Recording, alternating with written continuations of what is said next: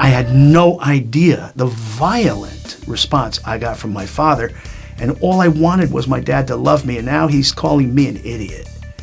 And now he's telling me I'm as crazy as my brother.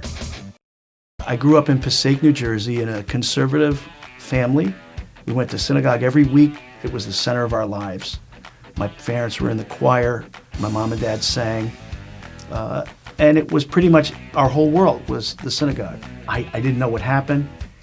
When my brother came back, he was in and out of the hospital, and it was like it was not him. And I had no framework to understand it. It scared the crap out of me.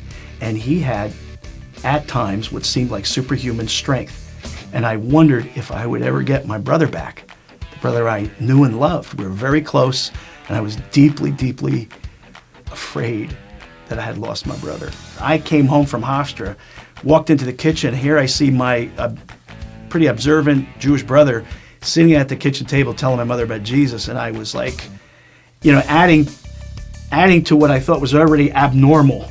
Now my brother's sitting at the table telling my mother about Jesus, and I was horrified. I just didn't know what to think of it. I was so afraid of what had happened to my brother, and now the confusion of adding Jesus to it. But over the next few weeks, I could see that the stories he was telling me were supernatural, that this monstrous thing that was taking over his life was gone.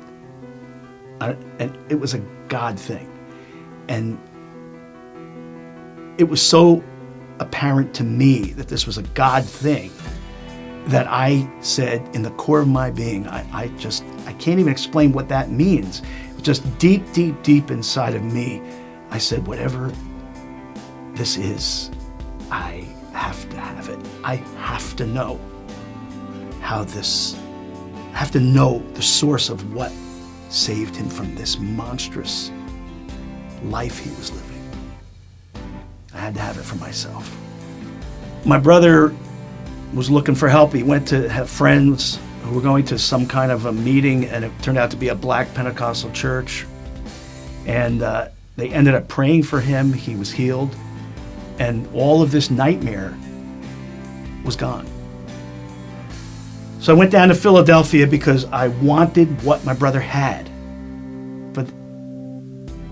And I did say yes to this. I said, I want to know God the way you know God.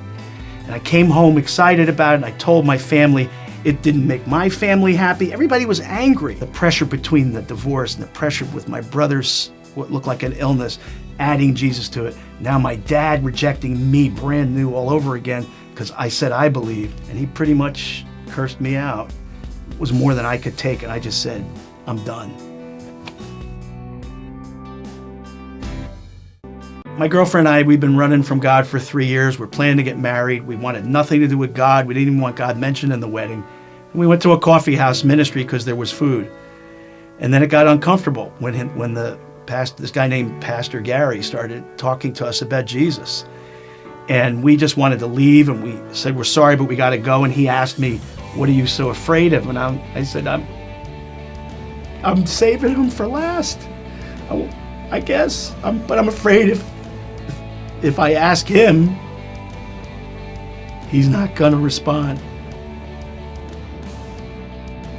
So today, 40 years later from that incredible decision between coming to truly believe in Yeshua together, my wife and I got married 2 weeks later, and it's been an incredible journey. We have pioneered a Messianic synagogue. We're part of this movement of making Yeshua relevant, and we made it relevant for our children. They all love God. We've made a Jewish home, and we've had a great marriage, which was my greatest fear of all, and my wife's greatest fear of all was, how do we ever have hope to have a happy marriage and happy children and grandchildren? And God has given us that more than we could have ever imagined. He not only healed my brother, he healed me, he healed my wife, and he gave us a beautiful family, and we've raised our family to love God with all their heart, soul, mind, and strength.